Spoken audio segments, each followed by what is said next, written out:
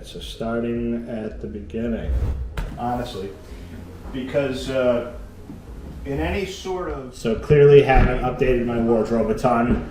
Market, any change in mostly mass psychology, because any financial market, whether it be the stock market, the real estate market, or just business in general, it goes off of mass psychology. How do the people feel? And how do markets change? Mass psychology. John Templeton said a few smart things. First thing, a John Templeton quote is, "Don't panic." Another investment quote from Mr. John Templeton is, "Remember, no investment is forever." But my favorite is that he said, "Bull markets are born on pessimism, grown on skepticism, mature on optimism, and die on euphoria." They die on euphoria. So, a real estate market that has been due for a correction for a very long time really needed the correction for that reason, in my opinion, is that markets die on euphoria. Does that mean the euphoria is over? No, but it's making people think.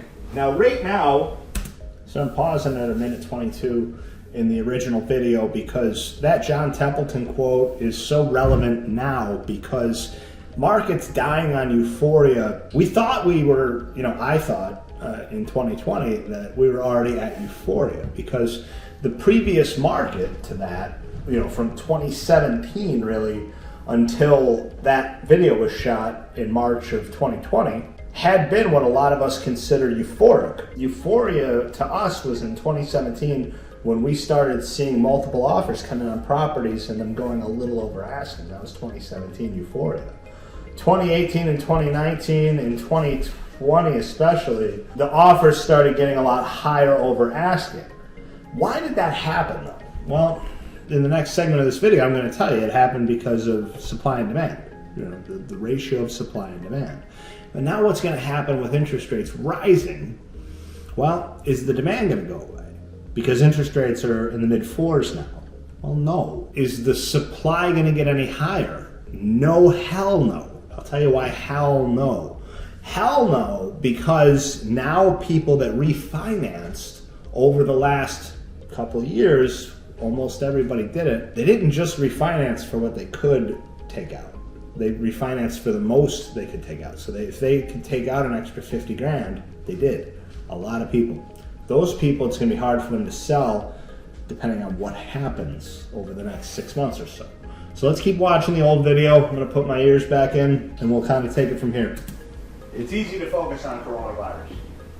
And honestly, am I saying you shouldn't be? Am I a doctor? No, but for my purposes, here's what I'm focused on.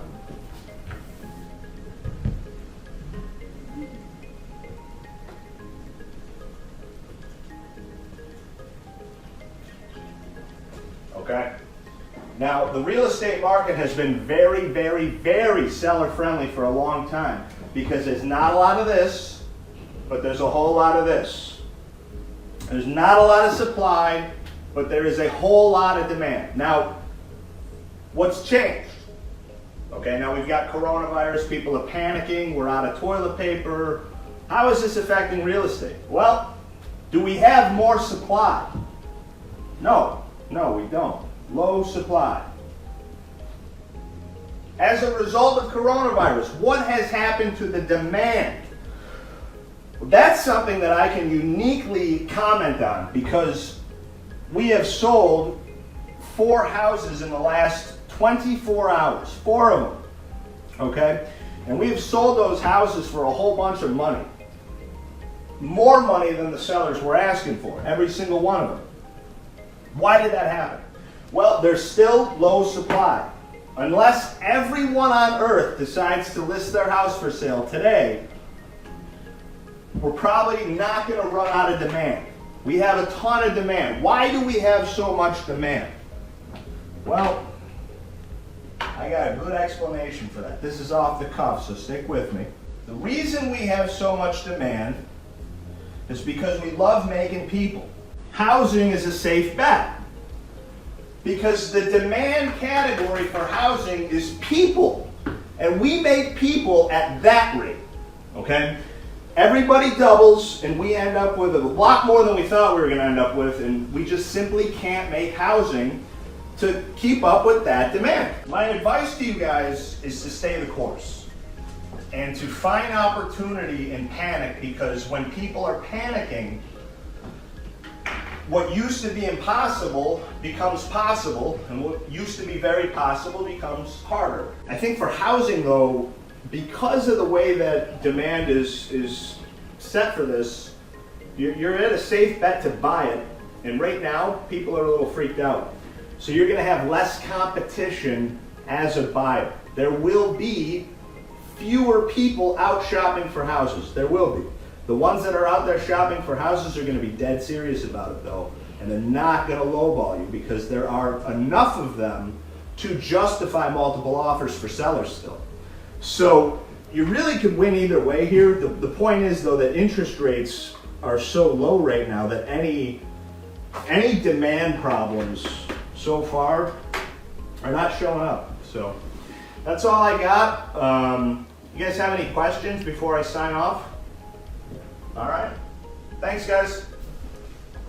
All right. So that was live March 16, 2020. And the last thing I said there was, interest rates are driving demand. Because interest rates are so low, demand isn't going anywhere. What's going to happen now that interest rates are higher? Well, they're in the exact same place they were when I described that market as euphoric. So what I was talking about in this video, when I said that markets die on euphoria, and I felt that the euphoria was already there, and it was. It was already a seller-friendly market. Houses were selling for more than ever. Interest rates were lower than ever at the rates they are now. So the interest rates that we were calling lower than ever in 2018, 2019, 2020 is exactly where rates are now. Are rates high right now? No. If you want to see high rates, look at the mortgage interest rate chart from the 1980s. That's high rates.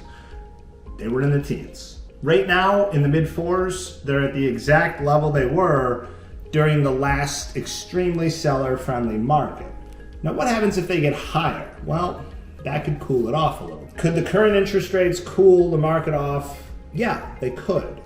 Could they cool demand off? Yeah, they could. What's really going to cool demand off, though, is the amount of refinancing that already happened. When people refinance their homes at 2.6% for 30 years, like they did, for them to move now, not only are they going to be buying a new house, but they're also going to be buying a new interest rate. So the payment's going to go up because they're going to have to spend more on a house after they sell it.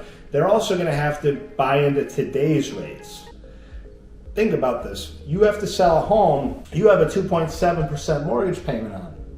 To buy a bigger home with a bigger interest rate too, you're not going to like that. Now, if you have a lot of equity, it's going to help. A lot of people have a lot of equity right now. What do I think is going to happen over the next few years in real estate, though? I think that we still have an abundance of demand versus housing supply. One of the biggest reasons we have a supply shortage is that we have a shortage of people who can add to housing supply. We have a shortage of people who can swing a hammer, use a screwdriver, put a roof on a house, do plumbing, do electrical. We don't have enough people to do those jobs. So if we had the money and the supplies, we still would have trouble to add to housing demand. The last time we tried to add to housing demand at scale was right before the last real estate crash too. So back in 2003 to 2008, people started really trying to hammer away at adding to housing supply, and a lot of them got burned. So those people, even if they could get the funding for that now, my guess is wouldn't. If you like watching a meathead real estate broker predict the market accurately in gym clothes, please subscribe and like this video.